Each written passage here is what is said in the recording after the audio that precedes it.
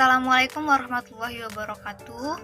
Perkenalkan, nama saya Nurul Jana Siregar, NIM 0310201002 dari Universitas Islam Negeri Sumatera Utara, Fakultas Tarbiyah dan Keguruan, Prodi Pendidikan Biologi 2 semester 3. Tujuan dari presentasi video saya kali ini yaitu untuk memenuhi tugas pada mata kuliah Telaah Kurikulum yang dibimbing oleh dosen pengampu Ibu Umi Nur Afini Dwi Jayanti, MPD.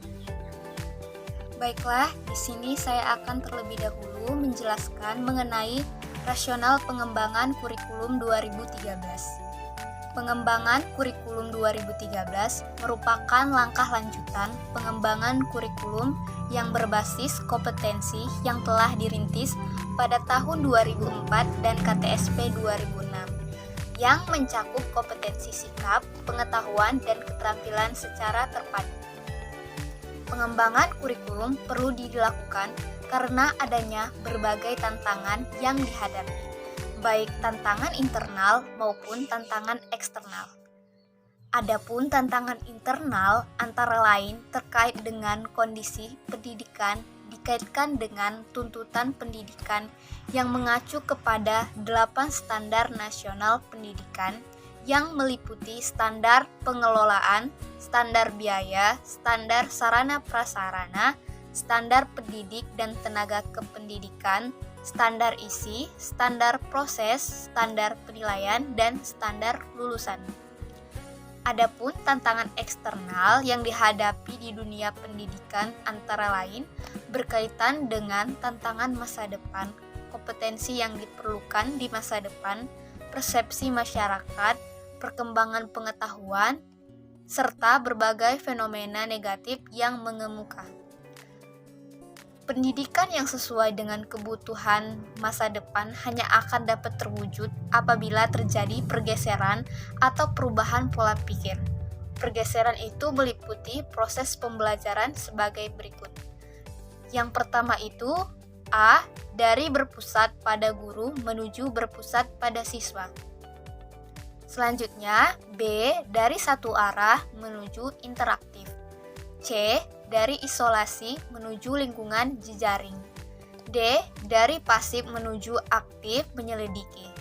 E. Dari maya atau abstrak menuju konteks dunia nyata. Tujuan kurikulum 2013 adalah dirancang dengan tujuan untuk mempersiapkan insan-insan Indonesia supaya memiliki kemampuan hidup sebagai pribadi dan warga negara yang beriman, produktif, kreatif, inovatif, dan efektif, serta mampu berkontribusi pada kehidupan masyarakat, berbangsa, bernegara, dan peradaban dunia. Kerangka dasar kurikulum 2013 adalah pedoman yang digunakan untuk mengembangkan dokumen kurikulum, implementasi kurikulum, dan evaluasi kurikulum. Kerangka dasar juga digunakan sebagai pedoman untuk mengembangkan kurikulum tingkat nasional, daerah, dan KTSP. Selanjutnya, landasan kurikulum 2013. Kurikulum 2013 dikembangkan berdasarkan ketentuan yuridis yang mewajibkan adanya pengembangan kurikulum baru, dan landasan filosofis dan landasan empirik. Karakteristik kurikulum 2013. Kompetensi untuk kurikulum 2013 dirancang sebagai berikut. 1. Isi atau konten kurikulum yaitu kompetensi dinyatakan dalam bentuk kompetensi inti atau KI, kelas dan dirinci.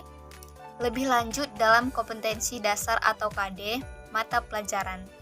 Yang kedua, kompetensi inti merupakan gambaran secara kategorial mengenai kompetensi dalam aspek sikap, pengetahuan, dan keterampilan atau kognitif dan psikomotor yang harus dipelajari peserta didik untuk suatu jenjang sekolah, kelas, dan mata pelajaran.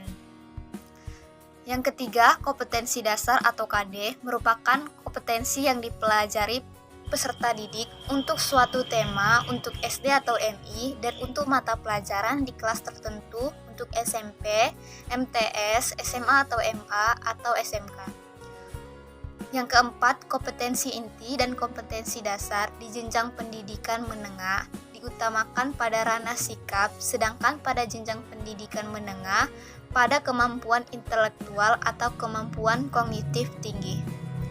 Pembahasan selanjutnya mengenai perbedaan standar kompetensi lulusan dari kurikulum KTSP dan kurikulum 2013. Standar kompetensi lulusan dalam hal ini menepati urutan terdepan. Jika pada KTSP 2006 terdapat standar kompetensi atau SK dan kompetensi dasar atau KD, pada kurikulum 2013 atau K13 ada kompetensi inti atau KI dan kompetensi dasar atau KD, mata pelajaran, jenis pendekatan, pembelajaran, penilaian, dan lain-lain. Pada KTSP, standar isi dirumuskan berdasarkan tujuan mata pelajaran atau standar kompetensi lulusan mata pelajaran yang dirinci menjadi standar kompetensi dan kompetensi dasar mata pelajaran. Nah, di sini kompetensi diturunkan dari mata pelajaran. Sementara pada K13, standar isi diturunkan dari standar kompetensi lulusan melalui kompetensi inti yang bebas mata pelajaran. Mata pelajaran diturunkan dari kompetensi yang ingin dicapai. Kemudian mata pelajaran. Perbedaan lainnya bisa dilihat dari mata pelajaran. Jika di KTSP, setiap mata pelajaran dirancang berdiri sendiri dengan kompetensi dasar sendiri pula, dan berjumlah 11 mata pelajaran. Di K13, setiap pembelajaran menggunakan pendekatan saintifik untuk meningkatkan kreativitas peserta didik. Di sini siswa diajak untuk mengamati, bertanya, mencoba, menalar, menciptakan, dan mengkomunikasikan. Nah, total ada 6 hingga 7 mata pelajaran yang harus dikuasai siswa di sini. Kemudian perbedaan selanjutnya, pada KTSP, proses penilaian lebih dominan pada aspek pengetahuan. Pada kurikulum penerusnya, penilaian dilakukan secara otentik dengan mengukur semua kompetensi sikap, keterampilan, dan pengetahuan berdasarkan proses dan hasil. Jadi, selalu ada kemungkinan bahwa jawaban yang benar itu lebih dari satu. Di K13 sendiri, guru juga mengukur proses kerja siswa, bukan semata hanya hasil kerjanya saja. Perbedaan selanjutnya yaitu untuk penjurusan. Jika di KTSP, siswa SMA bisa memilih jurusan sekolah sejak kelas 9, pada kurikulum 2013 tidak ada penjurusan bagi pelajar SMA. Sejumlah mata pelajaran wajib, peminatan, antarminat, dan pendalaman minat harus dihatamkan oleh para siswa penjurusan di SMK juga tidak sedetil pada KTSP. Selanjutnya pembahasan yang ketiga, saya akan menjelaskan tentang keterkaitan antara karakteristik mata pelajaran biologi dengan pendekatan pembelajaran yang direkomendasikan dalam desain pembelajaran kurikulum 2013. Nah, sebelum itu kita harus tahu dulu apa itu karakteristik mata pelajaran biologi dan pendekatan pembelajaran biologinya. Karakteristik mata pelajaran biologi dibangun melalui pengembangan keterampilan-keterampilan proses sains, yaitu yang pertama mengobservasi atau mengamati, termasuk di dalamnya itu menghitung, mengukur, mengklasifikasi, dan mencari hubungan ruang atau waktu. Yang kedua, menyusun hipotesis. Yang ketiga, merencanakan eksperimen. Dan yang keempat, mengendalikan atau memanipulasi variabel. Yang kelima, menginterpretasikan atau menafsirkan data. Yang keenam, menyusun kesimpulan sementara.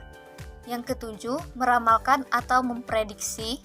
Dan yang kedelapan, menerapkan atau mengaplikasikan. Dan yang terakhir, mengkomunikasikan. Kemudian pendekatan pembelajaran biologi yang dapat digunakan antara lain metode eksperimen, demonstrasi, problem solving, inquiry, discovery, penugasan, diskusi, dan lain-lain. Akan tetapi masih ada guru yang kurang inovatif dalam melaksanakan kegiatan mengajar di kelasnya. bahkan cenderung dengan metode ceramah. Jadi keterkaitan antara karakteristik mata pelajaran biologi dengan pendekatan pembelajaran yang direkomendasikan dalam desain pembelajaran kurikulum 2013 telah dijelaskan sebelumnya apa-apa saja karakteristik mata pelajaran biologi dan pendekatan pembelajaran biologi. Jadi, dapat disimpulkan bahwa semua sudah mencakup dalam desain pembelajaran kurikulum, di mana di situ ada kompetensi, indikator pencapaian kompetensi, uraian materi, yaitu pada analisis SKL, KI, dan KD. Yang terakhir, yaitu perumusan indikator pencapaian kompetensi, yaitu pada indikator kunci, indikator pendukung, indikator pengayaan, dan langkah desain pembelajaran. Pembahasan selanjutnya, pembahasan yang keempat. Di sini saya akan memaparkan tentang terkait lingkup dan tujuan penilaian berdasarkan Permendikbud nomor 23 tahun 2016 tentang standar penilaian pendidikan.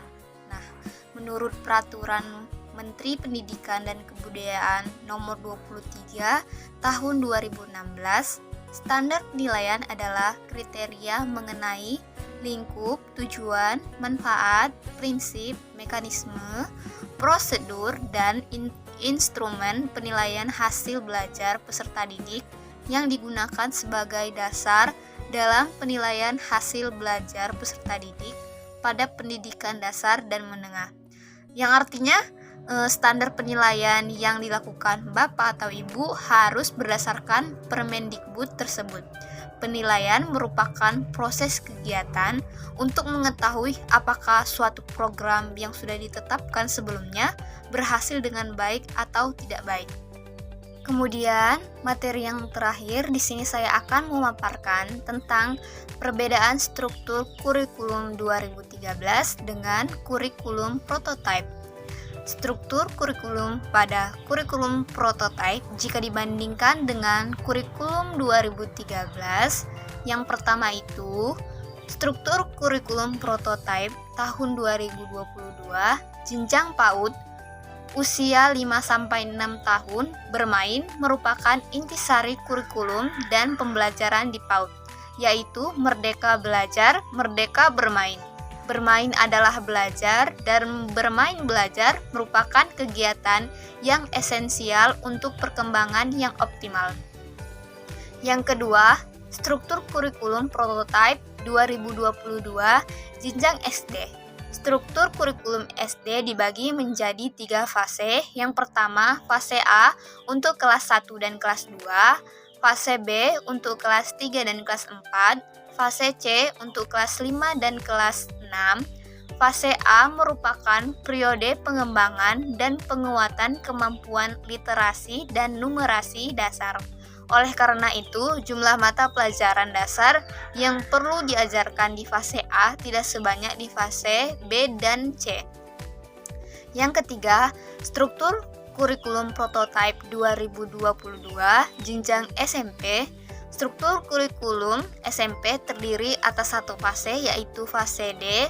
Fase D yaitu untuk kelas 7 dan kelas 8 dan kelas 9. Yang keempat, struktur kurikulum prototipe 2022 jenjang SMA.